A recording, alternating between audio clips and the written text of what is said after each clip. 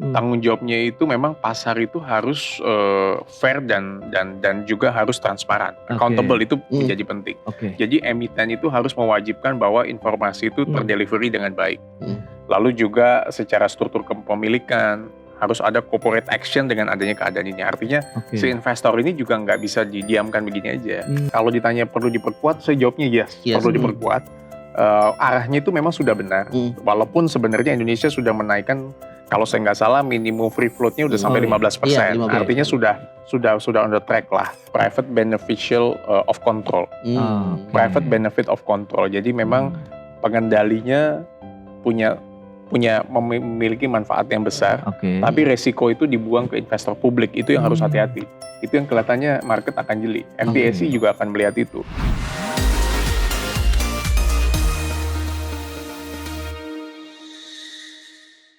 Ras, waduh, ini agak menarik nih kalau kita lihat ya dalam beberapa pekan terakhir, dari Jumat kemarin tanggal 21 ini agak dari FTSE memberikan pengumuman yang terbaru nih, 29 emiten asal Indonesia dikeluarkan semua nih, aduh rasanya gimana itu gitu dia. rasanya ya. Yang jadi cermatan juga bagi para investor pasar modal saat ini, mau apalagi dengan jumlah yang ya kalau dibilang ini nggak kecil loh, nggak sedikit kecil, bro. begitu ya. Mau ini yang kita lihat, apakah dari sisi hukum bisnisnya juga ini perlu kita cermati, ada apa, begitu ada sinyal apa yang perlu kita tangkap, ini yang mau kita bahas sekarang. Nah, untuk itu kita bahas lebih dalam lagi nih. Kebetulan di kita udah ada langsung datang Profesor Dr. Aryawan Gunadi. Selamat datang, Prof. Ketemu lagi.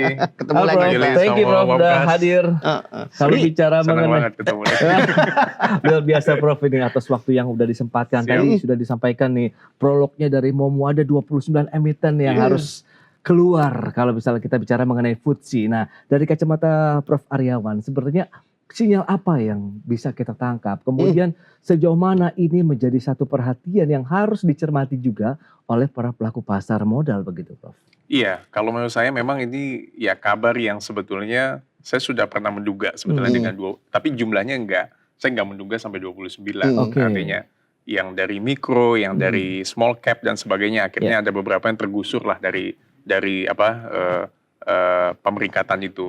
Hanya kan yang memang menjadi poin adalah ini bukan sekedar persoalan teknis yang berkaitan dengan indeks, tapi juga ini adalah warning terhadap infleksibilitas daripada pasar. Jadi kalau dilihat ini memang secara hukum bahwa keputusan FTSE ini bukan sanksi dan juga bukan delisting dari BI sebetulnya. BI bukan. Tetapi memang kalau dilihat ini masih berproses lah dengan penambahan saham baru, lalu juga apakah benar-benar market kita akan diuji transparan dan inevitable dan sebagainya, itu akan terlihat.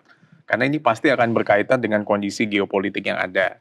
Ya kan, lalu akan berkaitan juga dengan kondisi ekonomi dunia yang secara keseluruhan. Jadi ini adalah bicara soal tata kelola, tetapi bukan secara vonis yang akhirnya mati. Begitu. Artinya kita boleh menanggapi secara serius, tetapi juga kita harus melihat secara global lah. Artinya makanya kan mungkin banyak pertanyaan gimana nih posisi pemegang saham dan sebagainya. Nanti kita akan bahas mengenai hal itu. Nah ini begitu. Agak menarik ya dari sisi pemegang saham terbesar, di mana kan kalau misalkan kita lihat beberapa emiten yang kemarin diumumkan ada yang terkonsentrasi di satu saham tertentu. Mungkin ada afiliasinya dengan tertentu. Nah, kalau misalkan ditilik secara hukum bisnis gimana, Prof? Apakah kita bisa melihat persoalan ke konsentrasi kepemilikan ini dari logo saya udah cukup kuat atau sudah seperti apa kalau di Indonesia sendiri? Iya, memang ada tanggung jawab tapi memang harus dibedakan secara hukum gitu ya. Nah, pemegang saham itu kan ada yang pengendali, walaupun yang pengendali ini memang tidak selalu punya kewajiban untuk menjaga kondisi ini masuk ke dalam FTSE. Tidak selalu, dia tidak punya obligation fiduciary yang utama untuk itu. Tetapi dia memang menjaga balancing, kontrol, tata kelola, dan juga menjamin likuiditas, itu yang pasti. Nah, tetapi pengendali itu juga tidak boleh menyebabkan misalnya pemegang saham itu, perusahaan itu kehilangan investabilitas. Tetap dia harus punya value market yang ada di pasar, dia harus juga menjaga bahwa produk, barang dan jasanya ini memang laku di pasar. Dan kepercayaan publik kan trust itu nomor satu. Ya kita belakangan kan lihat lah ada beberapa case yang mungkin saya nggak usah sebutkan, bagaimana publik itu bisa melihat dan langsung IHSG pasar tuh bisa melorot jauh atau bisa naik jauh. Itu bergantung kepada dinamika yang ada. Nah, di Undang-Undang PT itu memang membuka, Undang-Undang Perseroan Terbatas membuka kemungkinan hilangnya tanggung jawab terbatas kalau misalnya perseroan itu dikelola tidak dengan baik. Makanya pemegang saham itu punya kewajiban, walaupun dia pemegang saham minoritas, tapi dia punya rights minority sebetulnya, hak untuk minoritas untuk juga bisa mengkontrol dalam kaitan dengan tata kelola saham yang ada. Begitu. Iya. Menarik juga kalau kita lihat dari sisi investor institusi dengan adanya 29 emiten begitu ya, yang memang harus terdepak lah bisa dikatakan begitu ini ya Prof ya. Ini kan berarti kan ada apa ya, rebalancing lah portofolio begitu. Berarti kan ada mungkin perlindungan yang perlu kita garis bawahi begitukah dari perusahaan-perusahaan terhadap investornya kah, atau bagaimana? Atau memang ini lebih kepada karena ya satu hal yang wajar saja begitu pada saat Fursi memang harus melakukan rebalancing lagi terhadap kepemilikan ataupun kebijakan mereka sendiri begitu. Tadi menambung pertanyaan Pak Yulis yang bagus dan Pak Pras yang sangat bagus ya. Memang tanggung jawabnya itu memang pasar itu harus fair dan juga harus transparan. Accountable itu menjadi penting. Jadi emiten itu harus mewajibkan bahwa informasi itu terdelivery dengan baik. Lalu juga secara struktur kepemilikan harus ada corporate action dengan adanya keadaan ini. Artinya si investor ini juga nggak bisa didiamkan begini aja, ya kan? Jadi ini kalau kita bisa terbuka kan ada beberapa hal yang kita juga harus menjaga, misalnya posisi uang, posisi shares kita itu banyak di luar negeri. Nah PR untuk kita sekarang sejauh mana itu bisa kembali ke Indonesia. Ada jumlah sekian banyak lah kalau kita bisa, pasti datanya itu dipunya. Berapa uang kita yang ada di luar. Nah harapannya itu bisa dikembali ke Indonesia untuk memperkuat daya saing yang ada di Indonesia. Tetapi juga yang tadi dibilang dengan adanya pengendalian daripada saham di perusahaan, ya kan katakanlah emiten dan sebagainya, bukan berarti perlindungan investor itu berarti menjamin bahwa harga saham itu tidak turun. Tidak. Ya kan kenapa? Karena investor itu juga punya risk factor yang memang dia harus tanggung. Itu yang kita harus ada. Yang pasti investor itu harus punya informasi yang layak, yang wajar, accountable, transparansi, dan juga perlindungan atau terhindari dari manipulasi informasi yang sifatnya menyesatkan. Nah itu yang nggak boleh. Dan FTSE ini kan juga memperhatikan komposisi sektor indeks itu, rebalancing itu, ya kan sejauh mana transaksi ini wajar atau tidak. Dia pasti punya portfolio itu. Makanya begitu dikeluarkan 29, ya kan, dan itu sebenarnya beberapa perusahaan itu saya tahu itu kredibel sebetulnya, tapi dia punya portfolio yang mungkin berafiliasi atau bertautan satu dengan yang lainnya, atau ada corporate action yang memang mengakibatkan untuk itu. Nah ini yang mudah-mudahan ke depan bisa dijabarkan sehingga bisa kita rebalancing, kita rebound, tindakan apa yang bisa dilakukan untuk mengembalikan yang 29 itu tadi. Oh itu gitu. dia. Nah itu dia. yang menarik tadi kan Prof bilang nih, salah satu walaupun pemilik saham dia punya hak untuk mengetahui informasi yang dari saham yang dimilikinya kan. Nah kalau kita lihat kan walaupun pemilik saham publik itu kan masih sangat kecil dibandingkan oleh pemilik saham yang terlalu besar kan. Itu gimana kok untuk perlindungannya untuk pemilik saham yang kecil-kecil ini? Apakah mereka bisa berhak untuk mengajukan tata kelola yang baik atau informasi yang lebih terbuka lagi dari perusahaan yang dimilikinya? Jadi Undang-Undang PT di Undang-Undang 40 tahun 2007 itu mengatur mengenai bahkan hak derivatif. Bahkan ada, saya banyak banget menjadi saksi ahli di pengadilan.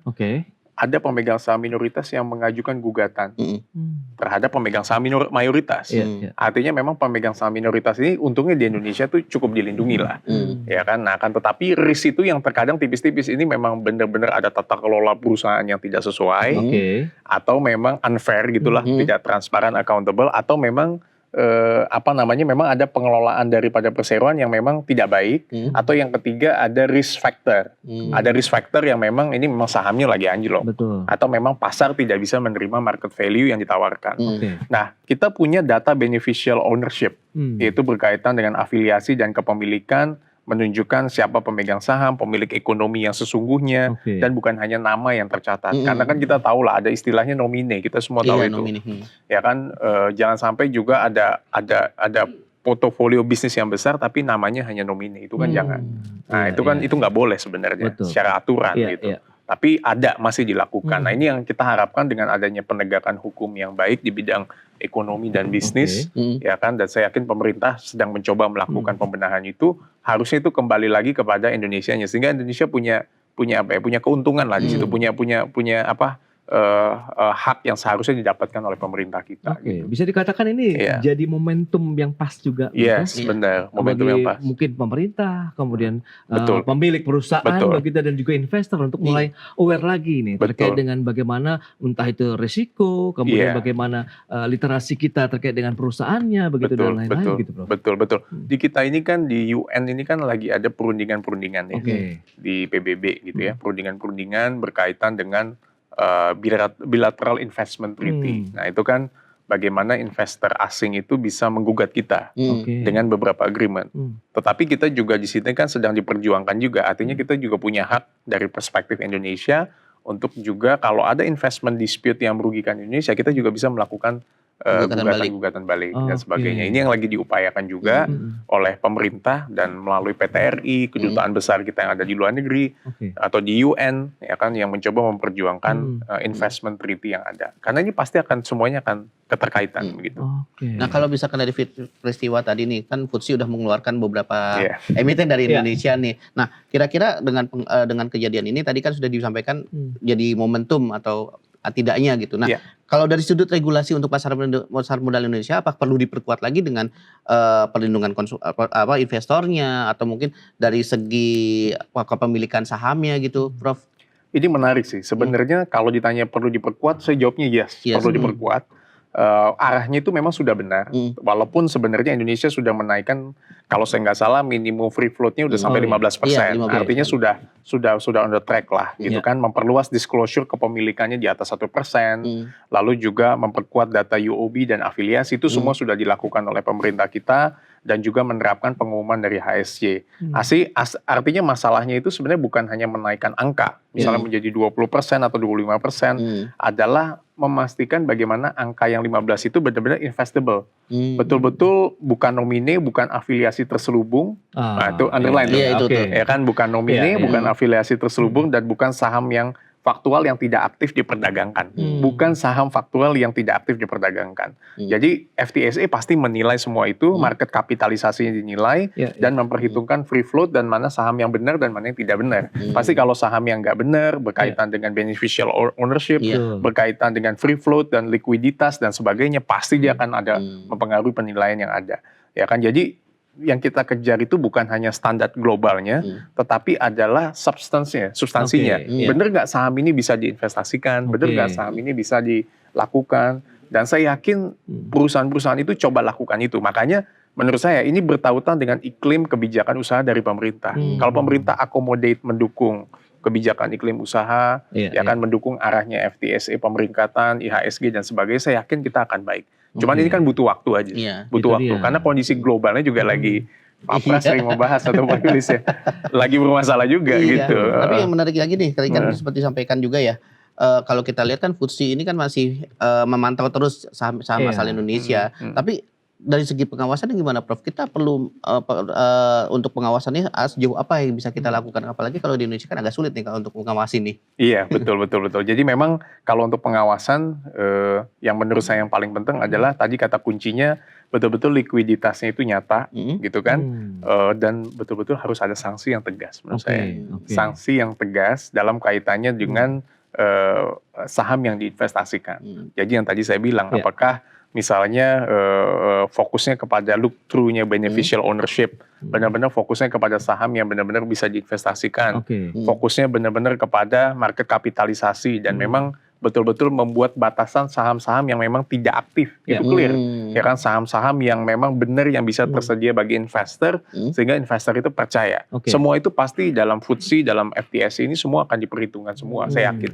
Nah, hanya memang efektivitasnya, afiliasi dan sebagainya itu harus ada harus ada linknya, link bridge-nya itu dengan investor, perusahaan dan juga pelaku usaha, termasuk juga dengan pemerintah. Menarik. Gitu. Lantas sejauh mana transparansinya dari kacamata Prof Aryawan ya terkait dengan informasi tadi begitu ke publik, kemudian juga ya publik juga sebenarnya harus kita harapkan juga untuk menggali lebih jauh lagi nih pada saat ingin berinvestasi. Sebenarnya jadi sama-sama saling mengisi sih nantinya, Prof. Dengan informasi itu tadi akan ketemu begitu. Iya, betul. Jadi memang yang namanya transparansi dan akuntabilitas memang harus diberikan informasi yang seluas-luasnya. Artinya dengan adanya FTSE ini kan publik udah tahu. Betul. Dan itu nggak ada masalah. Ya kan, kadang di atas, kadang di bawah, kadang masuk ke mikro, kadang masuk di atasnya, kadang turun dan sebagainya. Dan kita ada kesempatan untuk bisa mengembalikan. Hanya memang jangan ini kondisinya berlangsung lama. Karena kalau berlangsung lama kan berarti kan mungkin judgement penilaian terhadap iklim investasi di kita tuh ada sesuatu nih yang kita khawatirkan. Dan kita harapannya sih nggak sampai ke situ harapannya. Ini memang kondisi global bukan hanya kita aja. Pasti di negara lain juga mengalami yang sama. Ya saya nggak sebut negaranya, tapi ada beberapa negara yang tetangga kita pun juga lagi suffer. Bahkan kondisi ekonominya, kondisi hukumnya pun juga gawat dan sebagainya. Artinya kita jauh lebih terkendali. Tapi tadi mekanisme kontrol itu mengatur transaksi yang sifatnya affiliate transactions. Dan juga benturan kepentingan ini penting. Dan juga tata kelola itu menjadi penting supaya apa? Supaya ada perlakuan yang adil terhadap pemegang saham, termasuk juga investor yang sifatnya minority, investor yang sifatnya asing dan sebagainya. Sama di mata hukum. Sama di mata hukum, ya. Karena jangan sampai perbedaan yang signifikan sehingga pada akhirnya itu investor itu males gitu untuk investasi ke kita. Itu aja sih. Berarti berat ya, banyak ya tanggung jawab tuh nggak cuma di regulator doang, tapi juga sampai perusahaan aja juga sampai ya. Company, emitennya gimana caranya untuk membuka tata kelolanya, informasinya gitu. Nah, tapi kalau misalkan kan emang banyak perusahaan nih agak tertutup terkait dengan informasi tata kelola perusahaannya. Nah, itu gimana caranya supaya regulator ini bisa mendorong mereka untuk lebih terbuka kepada publik? Karena kan kalau kita lihat ya ada yang masih setengah-setengah ngasih informasi gitu. Iya. Memang kalau keluar dari FTSE ini tidak menghapus kewajiban emiten sebetulnya terhadap OJK, BI maupun investor publik. Jadi kewajiban untuk keterbukaan informasi kan menjadi penting. Tapi tadi pertanyaan yang sangat bagus dari Pak Yulis, bagaimana regulator ini bisa terus monitor, mendorong, tapi juga ada sanksi tegas, tapi juga memberikan flexibility dan iklim usaha itu bagus. Nah ini yang memang nggak gampang. Jadi tetap emiten itu harus diwajibkan untuk mengungkapkan informasi atau fakta material yang berkaitan dengan harga efek itu nomor satu. Yang kedua adalah keputusan-keputusan investor yang harus diinformasikan itu harus dijabarkan. Dan regulator itu harus jelas aturannya. Menurut saya jelas dalam artian ketika dia memberlakukan satu peraturan yang sifatnya mengatur gitu ya kan, bukan mengangkat tapi mengatur, ya dia harus jelas mengatur dan sebagainya. Tidak memberikannya tadi diskriminasi, ya kan, dia juga harus memberikan ruang kepada semua pihak dan sebagainya. Saya yakin kalau buat orang luar yang penting clean and clear lah. Clean, clear. Kalau clean tapi unclear juga nggak oke. Gitu. Unclear tapi nggak clean juga dia nggak mau. Dia maunya yang clear aja. Tapi kan otoritas pasar modal begitu maupun regulator juga dari industri keuangan, otoritas jasa keuangan, kemudian Bursa Efek Indonesia kan juga hingga saat ini tidak tinggal diam sebenarnya. Beragam upaya yang sudah dilakukan begitu untuk bisa menjaga market ini tetap kondusif begitu, memberikan trust, karena ini yang paling sangat sensitif ya kalau kita bicara mengenai pasar modal itu adalah trust baik dari investor domestik maupun juga luar negeri. Nah, Anda melihat bagaimana dengan beragam upaya yang tadi sudah dilakukan dari sisi regulatornya sendiri begitu, karena kan ini terkait dengan bahwa meningkatkan kepercayaan masyarakat, mungkin dengan adanya FTSE dan mungkin lembaga-lembaga lainnya, tentu ya lagi-lagi ini menjadi momentum kita untuk bisa meningkatkan kualitas. Very good point, Pak. Karena kalau saya lihat itu memang BII, OJK dan regulator semua ya, government itu memang harus bekerja dengan secara integrated. Dan yang kedua adalah kalau ini dianggap masalah dari perspektif luar itu masalahnya dianggap sistemik dan berulang. Ya kan, karena investor global itu kan tidak hanya melihat return, tetapi dia melihat sejauh mana pasar itu transparan, pasar itu liquid, dan pasar itu memang mudah sejauh mana bisa dimasuki atau mudah ditinggalkan kan. Kalau mudah ditinggalkan mereka mungkin berpikir dan sebagainya. Jadi yang diperlakukan itu memang integrated antara bursa efek, antara OJK, lembaga pemerintahan, regulator dan sebagainya, sambil menciptakan iklim investasi yang baik. Sehingga artinya nanti berkaitan dengan FTSE, dia bukan hanya menghapus saham yang sifatnya HSC, tetapi juga memang dia akan mendukung bahwa ini ke depan memang betul ini sudah ada perbaikan, iklim investasi juga akan meningkat dan sebagainya. Karena memang selalu kalau saya keluar itu memang mereka menanyakan mengenai penegakan hukum di Indonesia, mereka menanyakan kepastian investasi di Indonesia. Dan kalau mereka taruh uang kan mereka pasti ingin ada jaminan. Misalnya penyelesaian sengketa internasionalnya aman kalau mereka ada dispute. Diikuti apa enggak gitu Diikuti apa enggak gitu. Jangan sampai mereka ketika ada dispute mereka tidak terjamin equal rights gitu, Iya, iya, perlakuannya sama gitu, asing Oke. dengan mereka gitu. Tapi ratifikasi aturan-aturan pasar modal global kan juga sudah dilakukan nih Prof. Nah ini Sudah, itu dia. ini Ya. tinggal implementasinya kah atau memang Implementasi. yang perlu ya tadi seperti yang mau sampaikan perlu ada penguatan juga nih di beberapa titik misalnya. Iya, saya melihat sih sebetulnya di Indonesia sebenarnya nggak kekurangan regulasi dan aturan. Kan kalau membentuk sistem hukum itu kan harus ada legal structure, Iya. ya kan, harus ada aturannya, harus ada lembaganya, harus ada legal apa substance-nya, harus ada aturannya. Dan yang ketiga yang kita memang perlu dibangun adalah legal culture. Budaya itu dia. hukum begitu ini sudah ratified, Iya. sudah dianggap diumumkan aturan itu ya berlaku, pasar akuntabel dan sebagainya. Oke. Nah, Jadi- kalau misalkan kita bicara lagi nih dari struktur kepemilikan kan tadi kan sempat Ya. ada beberapa ya. Ada yang pemilik yang masih ada yang megang ini, Ya. mungkin ada pemilik sama juga, ada afiliasi, nomini dan lain-lain. Nah, apa perlu ada perubahan aturan lagi ya di Indonesia untuk Oke. mengantisipasi kejadian misalnya adalah pemilikan di beberapa saham yang sama gitu. Kalau free float kan udah kita lihat nih, udah dilakukan perubahan dari BI dan Betul. OJK sendiri. Nah, kalau untuk struktur kepemilikannya gimana sendiri? Apakah perlu perubahan lagi kah atau Kalau saya lihat dari angle global dulu Pak ya, pasar global itu dia tidak membutuhkan janji sebetulnya. Pasar itu butuhnya evidence. Itu yang selalu saya begitu di market, karena saya di market juga ya. Saya di marketplace, saya lihat dia butuh evidence. Kepatuhan kita terhadap regulator, aturan, pasal itu di jalannya aja. Jadi kalau ditanya misalnya ada nggak yang perlu kita lengkapi, tentu menurut saya perlu. Yang perlu dilengkapi adalah regulasi mengenai kalau ada berkaitan dengan nomine. Berkaitan dengan saham-saham yang aktif, yang kontrolnya tuh nggak bisa dikontrol. Nah itu yang menjadi masalah. Lalu kalau ada perdagangan tidak wajar, kalau ada manipulasi yang memang harus ditindak cepat, itu harus quick. Sehingga market percaya, oh ini ditindak langsung nih. Gitu kan. Dan BII sebetulnya sudah memperkuat metodologi HSC-nya sebetulnya. Dengan price impact ratio dan sebagainya. OJK juga sudah lakukan itu, BII. Ya kan dia memperkuat transparansi kepemilikan dan sebagainya. Cuman memang harus integrated nih. Sehingga yang tadi dibilang Pak Yulis juga, ini bisa bisa beres lah satu kesatuan nih, menyeluruh gitu, menyeluruh. Karena harusnya di kita itu tuh kan semua kondisinya kan sebetulnya masih terkendali. Semua oke gitu. Ya kan, apalagi kita masih dilirik pasar dari negara-negara lain. Tadi pagi kita bahas di IDX banyak hal ya mengenai kerjasama Indonesia juga gitu. Menarik kalau kita lihat dengan global sekarang begitu, memang menjadi salah satu dasar, mungkin itulah jadi tantangan tersendiri untuk emitennya sendiri ya, untuk perusahaan-perusahaan di Indonesia yang tercatat. Nah, Prof sendiri melihat seberapa jauh sih tekanan global ini memberikan pengaruh entah itu terkait dengan kinerja, produktivitas dan lain-lain begitu. Karena kan ini akan berdampak juga nanti dengan ya mungkin laporan ataupun informasi yang diterima oleh masyarakat investor juga begitu. Iya, karena reputasi pasar modal itu kan ditentukan juga dari data yang kredibel, dari data yang memang enforcement yang konsisten itu penting. Betul. Jadi memang kalau menurut saya memang tekanan global itu pasti punya pengaruh.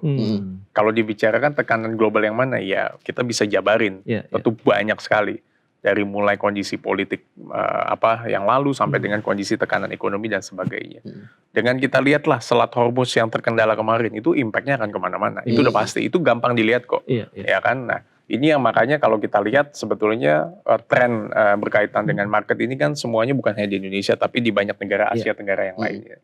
Ya kan ada beberapa negara 1-2 yang saya lihat tetap kuat lah. Vietnam kuat misalnya dan Singapura udah pasti dan sebagainya. Kapitalisasi menjadi penting tapi kita harus lihat. Nah hanya memang kalau ditanya tekanan global sejauh mana memiliki pengaruh, sangat memiliki pengaruh yang besar menurut saya. Karena itu kan akan mempengaruhi juga, akan influence juga ke hal-hal yang lainnya juga gitu. Di pasar modal kita pasti. Iya. Banyak hal ya berarti. Banyak hal. Yang menekan itu internasional, kemarin juga ada MSCI, sekarang FTSE. MSCI. Mungkin nggak tahu nih kemudian apa lagi gitu ya. Tapi FTSE ini FTSE ini juga akan menilai sampai dengan review lagi sampai Desember. Ya kan kita sampai review sampai Desember. Kalau mudah-mudahan itu bisa review kembali. Ya kan dan kita bisa rebound dari situ ya harusnya mudah-mudahan bisa lebih baik lagi. Tapi dengan langkah-langkah yang sudah dilakukan oleh regulator kita sendiri ini, kira-kira dari pandangan Prof, kita pede nggak sih untuk nanti November nanti dari MSCI, kemudian nanti FTSE Desember akan mereka melepaskan tetap status ya untuk melepaskan tidak terkendala seperti sekarang ini gitu? Iya, kalau saya lihat ini kondisi masih dinamis pastinya. Karena saya melihat dari perspektif bukan hanya di Indonesia tapi melihat dari global. Mungkin sama seperti Pak Yulis dan Pak Pras. Akan tetapi kalau ditanya optimis ya sebagai warga negara Indonesia harus optimis pastinya. Setuju. Saya justru memberikan satu optimisme dan keyakinan kepada masyarakat juga, kepada semuanya dan dimanapun ketika saya menyampaikan justru apa yang kita perlu support gitu kan, sehingga pada akhirnya kita bisa lakukan untuk ke depan. Karena kan portfolio FTSE ini juga menggambarkan kondisi global dan kondisi ekonomi juga sebetulnya. Walaupun ini tidak judgement yang final ya, tidak. Tetapi ini sesuatu yang kita perlu ke depan antisipasi ke depannya. Dan ini review terus kan, berapa bulan review. Ya kan, dan ini kan sudah diakomodasi aturan-aturan, tinggal implementasinya tegas, sanksinya tegas. Nah, itu dia. Ya, karena itu yang implementasi sih yang mesti jadi PR. Itu dia. Iya. Nah, kalau memang bicara mengenai implementasi, kemudian kesiapan dari masyarakat kita sendiri begitu, kalau memang menghadapi kondisi global tadi, Prof. Kemudian iklim investasi, iklim usaha, kebijakan, aturan-aturan yang sudah ada saat ini menurut Prof sendiri sudah sesuai harapan tidak sih? Dalam artian gini loh, ini kan juga perusahaan berproduksi, kemudian mereka berada di Indonesia, meskipun mereka juga menjadi perusahaan tercatat dan berhubungan langsung dengan masyarakat konsumen di Indonesia, berarti kan semuanya harus saling berhubungan erat begitu, Prof? Iya, menurut saya yang paling perlu dicegah adalah private beneficial of control. Private benefit of control. Jadi memang pengendalinya memiliki manfaat yang besar, tapi resiko itu dibuang ke investor publik. Itu yang harus hati-hati. Itu yang kelihatannya market akan jeli. FDIC juga akan melihat itu. Jadi kerugian itu tidak bisa hanya dibebankan kepada investor publik. Jadi memang kalau dilihat keterbukaan mengenai pemegang saham, afiliasi, beneficial ownership menjadi sangat penting karena memang pasar itu perlu tahu siapa nih yang sebenarnya mengendalikan perusahaan. Bukan hanya cangkang aja, bukan hanya casing aja. Tapi juga siapa yang mengendalikan perusahaan sehingga publik itu merasa tidak tereksploitasi. Nah itu yang perlu diberikan gambaran dan sebagainya. Mungkin tidak pasar itu, perusahaan itu benar gitu. Tetapi tidak diinformasikan ke publik sama aja kan. Betul. Jadi harus terus diinformasikan kepada publik. Itu yang membangun trust. Itu akan membangun trust, kepercayaan. Gitu. Nah kalau misalkan tadi soal trust untuk informasi publik. Tapi kan kalau kita lihat investor publik ini kan paling banyak menjadi korban nih dari beberapa emiten. Mungkin kalau Prof udah tahu ya ada emiten lah, mungkin kita nggak usah perlu disebutkan. Ada emiten yang mungkin udah cangkang, udah nggak jalan lagi, tapi emiten publik masih banyak yang pegang sahamnya nih. Nah, untuk perlindungan ke mereka ini seperti apa, Prof? Karena kalau misalkan BI kan udah jelas nih untuk memberikan, tapi tetap aja nih tertahan gitu. Nyangkuters. Nyangkuters. Jadi aturan sebenarnya ini sudah ada perlindungan untuk hak saham publik, pemegang saham publik, ya kan. Tetapi yang tadi saya bilang kayaknya perlu ditambah lagi penguatan di private benefit of control. Jadi mengendalikan saham, karena dia pemegang saham pengendali kita itu wajar lah. Tetapi untuk berkaitan dengan aspek kerugian bisnis, ya tidak hanya investor publik, tapi juga ke semuanya. Tidak ada eksploitasi dan sebagainya. Karena ibaratnya kita beli barang kan kita mau barang yang real, bukan barang-barang yang penipuan atau barang yang reject atau KW 1, 2, 3 dan sebagainya. Kita memang perlu tahu siapa yang memang pengendalinya, yang the real mengendalikan perusahaan. Walaupun karena trust itu akan kebangun kan, gitu. Tapi perlindungan kepada pemegang saham minoritas gitu ya, investor publik itu sudah ada sebetulnya, sudah ada. Tapi memang posisinya itu kan selalu menjadi korban. Biasanya posisi yang di bawah itu memang selalu lah gitu. Jadi justru aspek regulator itu kan bisa membalancing position, ya kan, supaya yang lemah ini juga bisa terlindungi dari sisi protection, legal protectionnya terpenuhi. Dari sisi perlindungan hak-hak pemegang saham publik. Gitu. Itu dia Mo. Ternyata memang ya PR-nya masih juga banyak yang perlu dibenahi begitu ya Prof. Tapi kan ini tidak menutup kemungkinan untuk kita saling bersinergi tadi begitu ya untuk para pemangku kepentingan di pasar modal, termasuk juga investornya sendiri Mo. Jangan mau investasi tapi mereka nggak pelajari dulu nih, misalnya perusahaannya, jenis usahanya tadi, siapa pengendalinya begitu, sehingga muncul percaya diri dan yakin kan ya Prof akhirnya. Karena buat market itu dua sih, ada market credibility, ya kan, dan juga ada investability. Jadi dua itu kalau kredibilitas market itu sudah ada, saya yakin akan percaya lah. Gitu. Makanya saham itu bisa menjadi menguat kalau misalkan trustnya publik udah mulai meningkat kan ya. Makanya harganya. Simple banget sebenarnya kalau misalkan kita lihat langkah-langkah yang dilakukan pemerintah sudah jelas, regulator juga memberikan regulasi yang jelas semua, tapi masalahnya kan perusahaannya ini gimana untuk memberikan tata kelolanya dan memberikan informasi kepada publiknya Kepada gitu publiknya, kan. betul. Itu Ya, dia. Pras gitu.